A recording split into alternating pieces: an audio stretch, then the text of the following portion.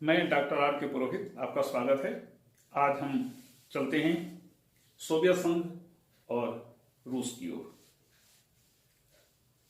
वर्तमान समय में रूस का अस्तित्व है और सोवियत संघ का विघटन 1991 में हो चुका है। लेकिन चूंकि हम अंतर्राष्ट्रीय राजनीति का अध्ययन कर रहे हैं, इसलिए यह आवश्यक हो जाता है कि वर्तमान रूस के पूर्व की स्थिति क्या थी और इन चीजों का संपूर्ण विवेचन पूर्व के व्याख्यानों में आ चुका है। इसलिए यहां पर हम संक्षिप्त में इनकी चर्चा करेंगे। उसके बाद फिर वर्तमान समय में रूस के साथ जो हमारी स्थिति है उस पर चर्चा करेंगे। तो सबसे पहले शुरू करते हैं 1917 से। 1917 के पहले रूस में जारशाही का चलन था। जार, वहां के सम्राट को जार के नाम से पुकारा जाता था। तो उसके अंतिम शासक थे जार निकोलस द्वितीय। जार की स्पेलिंग है TSAR, सार ऐसा होता है उसका उच्चारण, लेकिन बोलचाल की भाषा में हम उसको जार कहते हैं।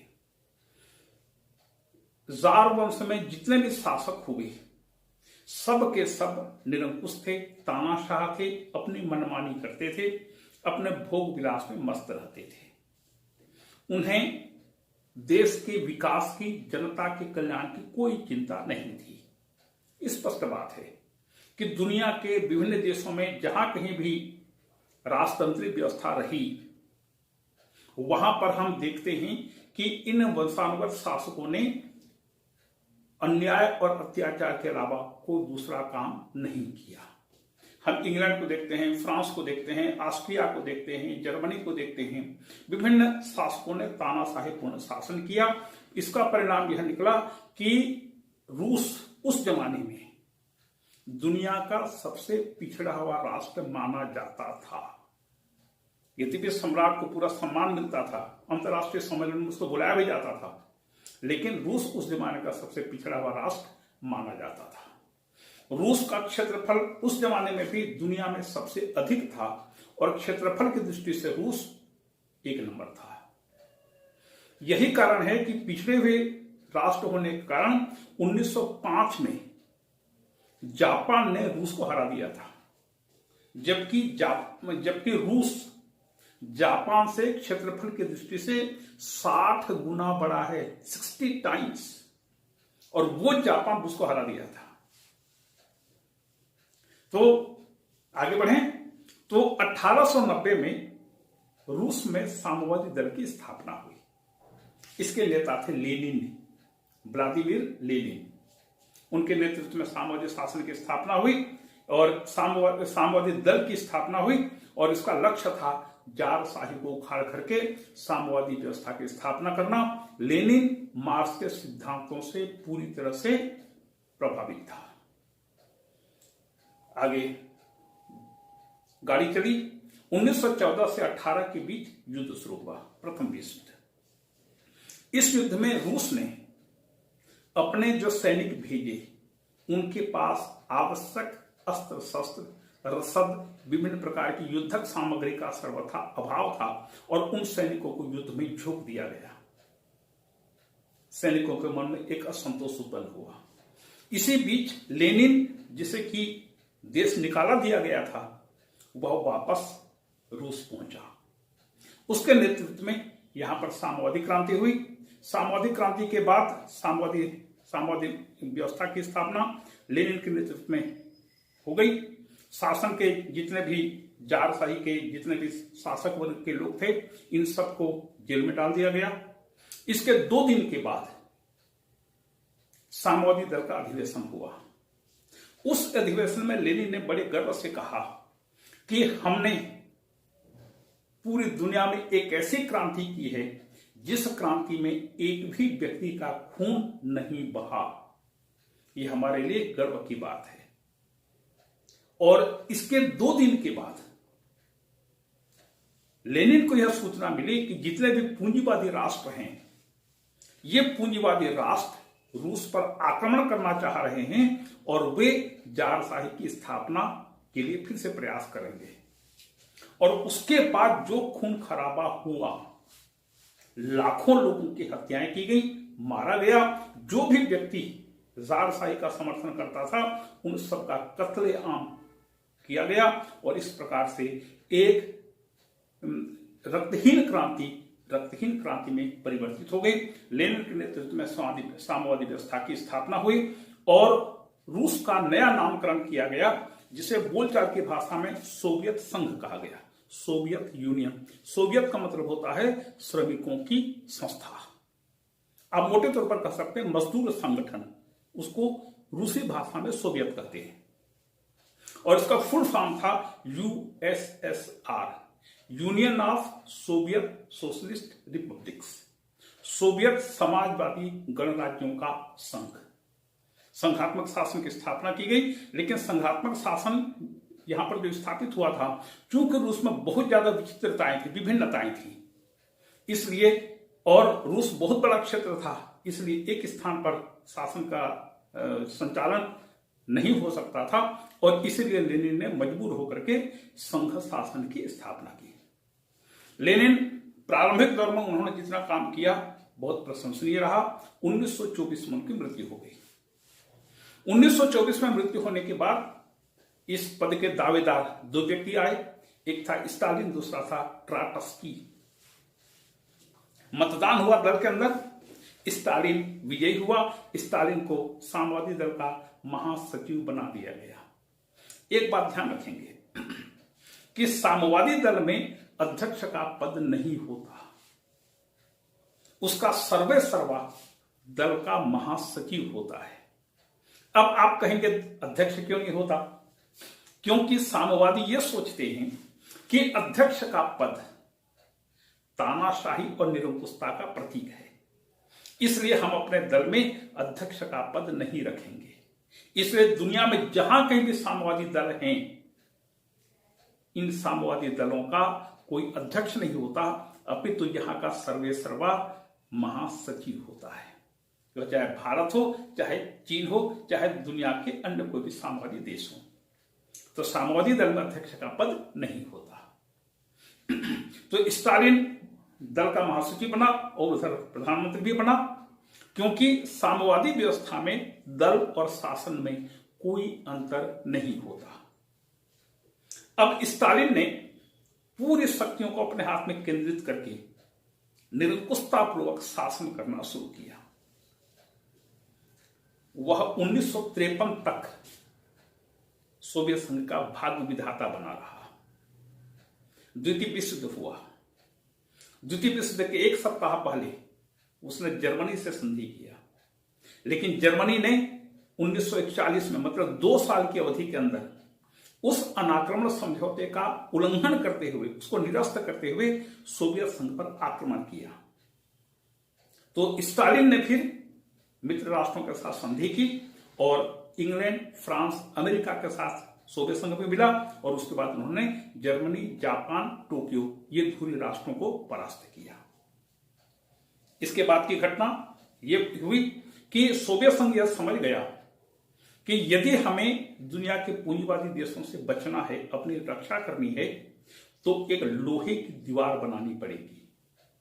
और उसने क्या किया कि इतनी कठोरता बरती कि सोवियत संघ के अंदर घटने वाली कोई भी घटना की जानकारी दुनिया के अन्य देशों को न मिले और दुनिया में जो हो रहा है उसकी सूचना सोवियत संघ के नागरिकों को न मिले। इतनी कठोरता उसने बरती। और दूसरी बात, उसने जिन जिन देशों से जर्मनी की सेना को सोवियत संघ ने परास्त किया, ऐसे 8 देशों में स्टालिन ने बंदूक की नोक पर साम्यवादी व्यवस्था की स्थापना कर दी। इनमें Poland, Hungary, Czechoslovakia, Yugoslavia, Albania, Romania, ये तमाम देश थे। ऐसे 8 देशों में उसने जबरदस्ती शासन की, साम्यवादी व्यवस्था की स्थापना कर दी। द्वितीय विश्व युद्ध के बाद अंतरराष्ट्रीय राजनीति में आमूलचूल परिवर्तन हुआ। इंग्लैंड, फ्रांस भले ही महाशक्तियां के रूप में आज भी जानी जाती हैं, लेकिन द्वितीय विश्व युद्ध में विजय प्राप्त करने के बावजूद भी वो पूरी तरह से पस्त हो चुके थे।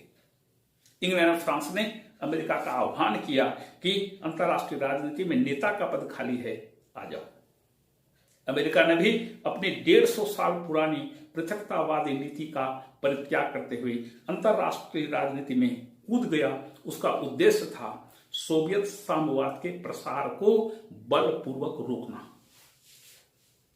तो अब दुनिया में दो महाशक्तियां हो गई, दोनों नई महाशक्तियां थी। एक था सोवियत संघ जिसका नेता स्टालिन था, और दूसरा था अमेरिका, पूंजीवादी व्यवस्था जिसके नेता समय समय पर बदलते रहे। इन दोनों के बीच अब शीत युद्ध शुरू हो गया। शीत युद्ध का मूल कारण यह था कि एक अपना प्रसार करना चाह रहा था, दूसरा उसको रोकना चाह रहा था। इस कारण से उनके बीच शीत युद्ध शुरू हुआ। अमेरिका पूंजीवादी राष्ट्र है, वह दुनिया के विभिन्न देशों को विपुल पैमाने पर आर्थिक सहायता दे रहा था और आर्थिक सहायता देकर के उन्हें अपने गुट में सम्मिलित कर रहा था। जबकि सोवियत संघ की नजर ऐसे राष्ट्रों पर थी जो पिछड़े हुए हों, उपनिवेश रहे हों, साम्राज्यवाद के शिकार रहे हों। इन देशों पर उसकी नजर ज्यादा थी और वह जबरदस्ती विभिन्न देशों पर कब्जा करने का प्रयास कर रहा था। इस बीच 1947 में भारत आजाद हुआ। दोनों के बीच राजनयिक संबंधों की स्थापना हुई और थोड़े से दिन के बाद पंडित नेहरू ने गुट निरपेक्षता की नीति का प्रतिपादन किया। इस गुट निरपेक्षता की नीति को स्टालिन पसंद नहीं किया। उसका यह सोचना था कि यह जो गुट निरपेक्षता की नीति है, यह साम्राज्यवाद की व्यवस्था को छुपाने का एक आवरण मात्र है। वस्तुतः भारत की विदेश नीति पूंजीवादी ही है, साम्राज्यवादी ही है, जो गुट निरपेक्षता के आवरण में लिपटी हुई है। लेकिन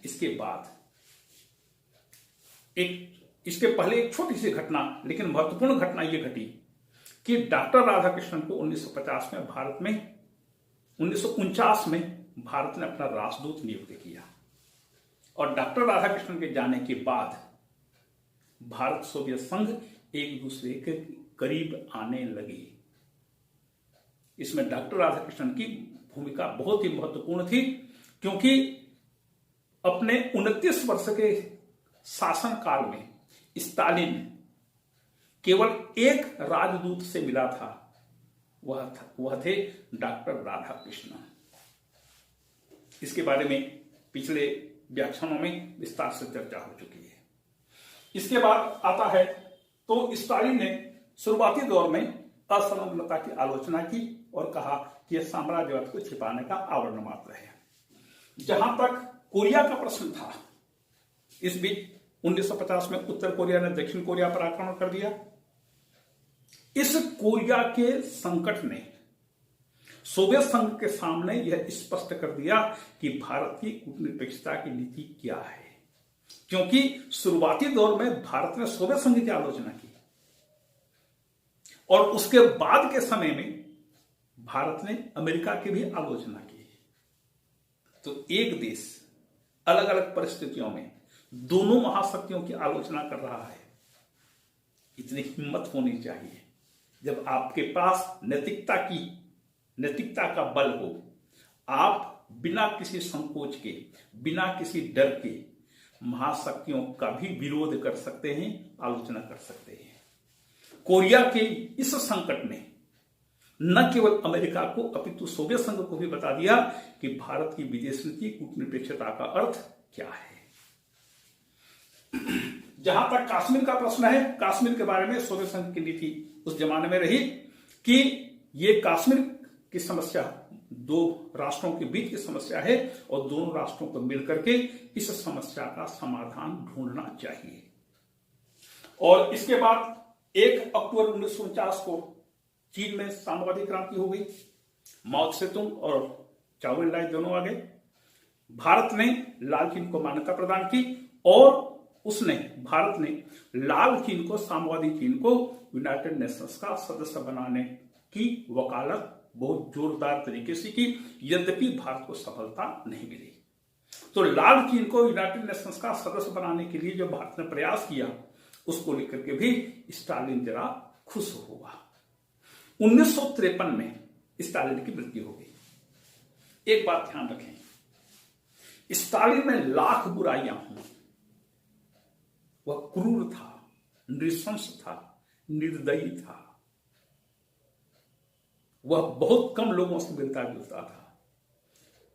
29 साल में केवल एक बार मॉस्को के बाहर निकला था। उसमें कोई अच्छाई नहीं थी, लेकिन उसकी एक देन को आप नहीं भूल सकते कि स्टालिन ने सोवियत संघ को दुनिया में एक महाशक्ति के रूप में स्थापित किया। ये उसकी सबसे बड़ी देन है। तो स्टालिन की मृत्यु 1953 में हो गई। उसके बाद उसके उत्तराधिकारी आए ख्रुश्चेव और बुल्गानिन। ख्रुश्चेव दल के महासचिव थे और प्रधानमंत्री थे, बुल्गानिन राष्ट्रपति थे। ख्रुश्चेव के समय में विदेश नीति में परिवर्तन हुआ। स्टालिन के समय सोवियत संघ की विदेश नीति थी, जो हमारे साथ नहीं है। जरा ध्यान दीजिएगा, कूटनीतिक शब्द है। जो हमारे साथ नहीं है वह हमारे विरुद्ध है। मतलब यदि आपने सोवियत संघ का समर्थन नहीं किया तो आप सोवियत संघ के दुश्मन हैं। अब ख्रुश्चेव के समय में स्टालिन की विदेश नीति में परिवर्तन आया और ख्रुश्चेव ने नई नीति का प्रतिपादन किया। उसने कहा, जो हमारे विरुद्ध नहीं है, जो हमारे विरुद्ध नहीं है वे हमारे साथ हैं। मतलब कि जो हमसे विरोध का भाव नहीं रखते हैं, आवश्यकता पड़ने पर, समय आने पर हम उनके साथ दोस्ताना संबंध कायम करके रह सकते हैं। ये ख्रुश्चेव की विदेश नीति हुई। और इस प्रकार से स्टालिन के कार्यकाल में जो उग्रवादी नीति रही सोवियत संघ की, उस उग्रवादी नीति को ख्रुश्चेव ने परित्याग किया और उदारवादी नीति का पालन करना शुरू किया। परिणाम स्वरूप भारत और सोवियत संघ एक दूसरे के अधिक करीब आने लगे। 1955 और 56 में नेहरू जी ने सोवियत संघ की और ख्रुश्चेव ने भारत की यात्रा की। इन यात्राओं से एक दूसरे को समझने का, जानने का मौका मिला। दोनों एक दूसरे के करीब आए। ख्रुश्चेव ने भाषण देते हुए कहा भारत में कि कश्मीर भारत का अभिन्न अंग है। आपको जब कभी भी हमारी सहायता की आवश्यकता पड़े, आप चोटी पर खड़े होकर पुकार लीजिए, हम आपकी सहायता के लिए दौड़ते हुए आ जाएंगे। ये दोस्ताना संबंध की शुरुआत थी, मैत्रीपूर्ण संबंध का प्रारंभ था। इसके बाद दोनों देश एक दूसरे को और करीब आने लगे, लेकिन फिर से एक पेच पड़ गया। क्या? 1956 में श्वेत संकट उत्पन्न हुआ। उस श्वेत संकट के समय भारत ने इंग्लैंड और फ्रांस की आलोचना करने में, विरोध करने में कोई कसर बाकी नहीं छोड़ा। और इसी बीच हंगरी की समस्या भी उत्पन्न हो गई। हंगरी सोवियत गुट का एक राष्ट्र था, वार्सा पैक्ट का एक सदस्य था। तो हंगरी में चुनाव हुए और इमरे नस नाम का व्यक्ति प्रधानमंत्री बना। इमरे नस प्रजातांत्रिक अधिकारों का समर्थक था। तो उसने पद ग्रहण करते ही घोषणा कर दी कि हंगरी में अब नागरिकों को हम स्वतंत्रता और अधिकार देंगे, प्रजातांत्रिक अधिकार और स्वतंत्रता देंगे। तो आप जानते ही होंगे कि साम्यवादी व्यवस्था प्रजातांत्रिक अधिकार और स्वतंत्रता का समर्थन नहीं करता। तो अब सोवियत संघ को खतरा महसूस होने लगा। सोवियत संघ ने हंगरी पर टैंकों से आक्रमण किया और इमरे नस को गिरफ्तार कर लिया गया। बाद में उसके विरुद्ध जो कार्रवाई होनी थी हुई, लेकिन दुनिया भर में हंगरी में सोवियत संघ के आक्रमण की सर्वत्र आलोचना होने लगी। तो पत्रकारों ने पंडित नेहरू को घेरा। अब हंगरी का क्या होगा? तो पंडित नेहरू ने दबी जुबान से सोवियत संघ की आलोचना की, लेकिन इसे सोवियत संघ का नेतृत्व पसंद नहीं किया। इस बीच जब कश्मीर की समस्या पर यूनाइटेड नेशंस के सिक्योरिटी काउंसिल में चर्चा हुई जनवरी 1957 में, क्योंकि कश्मीर में नए संविधान का निर्माण हो चुका था। उस नए संविधान को 26 जनवरी 1957 को लागू करने की तैयारी हो गई थी। अब पाकिस्तान ने इस मैटर को कि कश्मीर में नया संविधान लागू न किया जाए और जनमत संग्रह कराया जाए, यह प्रस्ताव उसने सिक्योरिटी काउंसिल में रखा। और सोवियत संघ चूंकि थोड़ा सा मुंह फुलाया हुआ था, इसलिए लास्ट मोमेंट तक सोवियत संघ ने भारत के प्रतिनिधि को, कृष्ण मेनन को, यह संकेत नहीं दिया कि वह इस प्रस्ताव का समर्थन करेगा या विरोध करेगा, भारत का साथ देगा या नहीं देगा, कोई इशारा नहीं किया। लेकिन सोवियत प्रतिनिधि ने जब वोटिंग का समय आया तो उसने इस प्रस्ताव के विरोध में भारत के पक्ष में वीटो का प्रयोग किया और बता दिया कि दोस्ती ऐसी नहीं होती, दोस्ती वैसी होती है। मतलब आप हमारी आलोचना नहीं करेंगे, दोस्त हैं तो दोस्त बनकर रहो, दुश्मनी मत करो हमसे। इसके बाद गोवा मुक्ति हुआ। गोवा की मुक्ति हुई 1961 में। पुर्तगाल के विरुद्ध भारत की सेना ने सैनिक कार्रवाई किया, गोवा को पुर्तगाल से मुक्त कराया। इस घटना का सोवियत संघ ने समर्थन किया। इसके बाद भारत चीन युद्ध हुआ। भारत चीन युद्ध में शुरुआती दौर में सोवियत संघ के सामने एक धर्म संकट की स्थिति उत्पन्न हुई। एक तरफ दोस्त था, दूसरी तरफ भाई था, किसका साथ देवे? तो वह तटस्थ रहा, कुछ नहीं बोला।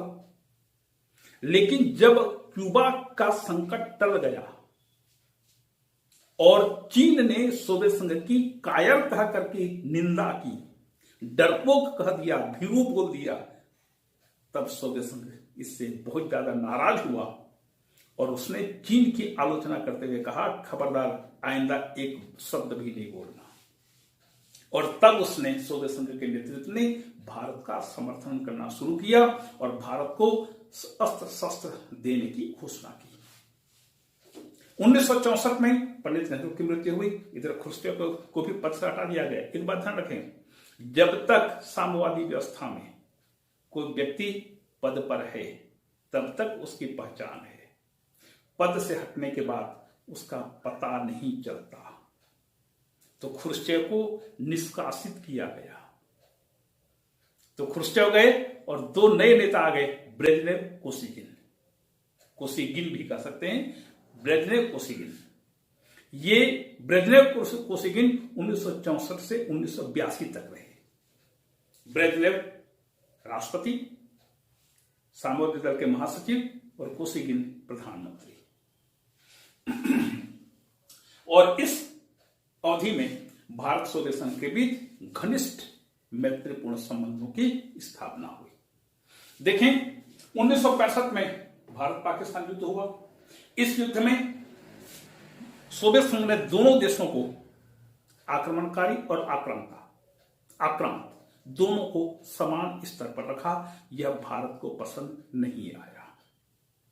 जब युद्ध समाप्त हो गया तो दोनों देशों के प्रधानमंत्रियों को, उधर अयूब खान को और इधर लाल बहादुर शास्त्री जी को, कोसिगिन ने पत्र लिखा कि यदि दोनों देश चाहें तो सोवियत संघ अपनी मध्यस्थ सेवाएं देने के लिए तैयार है। शास्त्री जी ने भारत में और अयूब खान ने पाकिस्तान में घोषणा की कि वे समझौता वार्ता करने के लिए तैयार हैं। ताशकंद में 5 जनवरी से दोनों नेताओं के बीच समझौता वार्ता प्रारंभ हुई और इस समझौते में 5 जनवरी से जो प्रारंभ हुआ, 5, 6, 7, 8, 9 जनवरी की शाम तक शास्त्री जी टस से मस नहीं हुए। उन्होंने स्पष्ट कहा, हम युद्ध क्षेत्र में जीती हुई जमीन वापस नहीं करेंगे। और अंत में सोवियत प्रधानमंत्री कोसिगिन ने भारत पर दबाव डाला कि यदि यह समझौता वार्ता विफल हो जाती है तो भारत को किसी भी मामले में सोवियत संघ से कोई अपेक्षा नहीं करनी चाहिए। तब शास्त्री जी को झुकना पड़ा सोवियत दबाव के सामने और उन्होंने सिग्नेचर किया और सिग्नेचर करने के 2-3 घंटे के बाद हार्ट अटैक से उनकी मृत्यु हो गई। ये था ताशकंद। वस्तुतः सोवियत संघ ने इसे एक प्रेस्टीज इश्यू का प्रश्न बना लिया था कि पाकिस्तान सोवियत अमेरिकन गुट का एक सक्रिय राष्ट्र था और उसको तोड़ करके, अमेरिकन गुट से निकाल करके वह अपने पक्ष में शामिल करने का प्रयास कर रहा था। और जब मध्यस्थ सेवाएं अब उसने अपने हाथ में ली तो उसकी मध्यस्थ सेवा कारगर होनी चाहिए थी, और यदि वह विफल हो जाती तो दुनिया में भारत पाकिस्तान से ज्यादा सोवियत संघ की बदनामी होती। इसलिए सोवियत संघ ने भारत पर दबाव डाला। खैर, ताशकंद समझौता हो गया, शास्त्री जी की मृत्यु हो गई। इसके बाद श्रीमती इंदिरा गांधी आई। ये श्रीमती इंदिरा गांधी के बाद पूर्वी पाकिस्तान की घटना घटी। पूर्वी पाकिस्तान, जिसे हम आज बांग्लादेश कहते हैं, इसके बारे में विस्तृत व्याख्यान पिछले व्याख्यानों में हो चुका है, इसलिए उसकी पुनरावृत्ति न हो। तो पूर्वी पाकिस्तान की घटना घटी। इस घटना के बाद जब भारत अंतरराष्ट्रीय राजनीति में अलग थलग पड़ने लगा, तब भारत और सोवियत संघ के बीच 20 वर्षीय सुरक्षा मैत्री संधि संपन्न हुई 9 अगस्त 1971 को। यह 9 अगस्त की तिथि भारत के और भी एक कारण से महत्वपूर्ण है। वह क्या है? 9 अगस्त को भारत छोड़ो आंदोलन की शुरुआत हुई थी। तो उधर भारत छोड़ो आंदोलन 1942 में शुरू हुआ था और इधर सुरक्षा मैत्री संधि सोवियत संघ के साथ 20 वर्ष के लिए संपन्न हुई। इस संधि की जो मुख्य व्यवस्थाएं थी उस पर थोड़ा सा संक्षिप्त में चर्चा करें कि दोनों देशों ने अपनी सहमति व्यक्त की कि यह संधि, इस संधि पत्र पर दोनों देशों के विदेश मंत्रियों ने हस्ताक्षर किया था। भारत की ओर से सरदार स्वर्ण सिंह ने सिग्नेचर किया और सोवियत संघ की ओर से एंड्रेई ग्रोमिको ने, जो वहां के विदेश मंत्री थे, उन्होंने सिग्नेचर किया। इस संधि में कुल मिलाकर के 11 खंड थे, 11 धाराएं थी। उसमें देखें, सबसे पहले कहा गया था कि दोनों देश एक दूसरे की संप्रभुता और अखंडता का सम्मान करते हैं। फिर दोनों देश पूर्ण निशस्त्रीकरण हेतु प्रयास करेंगे। दोनों देश प्रजातिवाद, रंग भेद, जाति भेद का उन्मूलन के लिए प्रयास करेंगे। फिर आगे कहा गया था दोनों देश एक दूसरे की विदेश नीति का सम्मान करेंगे। भारत सोवियत संघ की विदेश नीति का सम्मान करेगा और सोवियत संघ भारत की असंलग्नता की नीति का सम्मान करेगा। फिर अंतरराष्ट्रीय समस्याओं पर, दुनिया में जहां कहीं भी कोई अंतरराष्ट्रीय समस्या उत्पन्न हुई तो दोनों देश परस्पर विचार विमर्श करेंगे और अपनी नीति बनाएंगे। फिर आगे कहा गया था दोनों देश एक दूसरे को व्यापार और सुविधाएं प्रदान करेंगे। आगे कहा गया था दोनों देशों के बीच सांस्कृतिक आदान प्रदान होगा। फिर आगे कहा गया था कि इस संधि के विरुद्ध, मतलब सुरक्षा मैत्री संधि, भारत स्वदेश संघ, इस संधि के विरुद्ध कोई भी देश कोई दूसरा संधि किसी देश के साथ नहीं करेगा। मतलब दोनों देश इस संधि के बंधन में बंधे रहेंगे और इस संधि के विरुद्ध कोई भी दूसरी संधि नहीं करेंगे। फिर आगे कहा गया था कि ये व्यवस्था सर्वाधिक महत्वपूर्ण, ये 9वीं धारा थी कि युद्ध या युद्ध की आशंका उत्पन्न होने पर, युद्ध या युद्ध की आशंका उत्पन्न होने पर दोनों देश परस्पर विचार विमर्श करेंगे और आवश्यक कदम उठाएंगे। ये इसकी महत्वपूर्ण व्यवस्था थी। वार्सा पैक्ट हो चाहे नाटो सीटो सेंटो पैक्ट हो, इन दोनों प्रकार के संधियों में एक सर्वाधिक महत्वपूर्ण व्यवस्था यह थी, नाटो सीटो सेंटो, उसमें एक महत्वपूर्ण व्यवस्था यह थी कि यदि इनके सदस्य राष्ट्रों के विरुद्ध कोई साम्यवादी आक्रमण होता है तो अन्य राष्ट्र इसे अपने ऊपर हुआ आक्रमण मानेंगे और उस आक्रमण को निष्फल बनाने के लिए आवश्यक सैनिक कार्रवाई करेंगे। यही स्थिति वार्सा पैक्ट के प्रावधान में भी थी। वार्सा पैक्ट में कहा गया था कि यदि इनमें से किसी भी सदस्य राष्ट्र पर कोई पूंजीवादी राष्ट्र आक्रमण करता है तो अन्य सब देश ऐसे आक्रमण को निष्फल बनाने के लिए आवश्यक कदम उठाएंगे।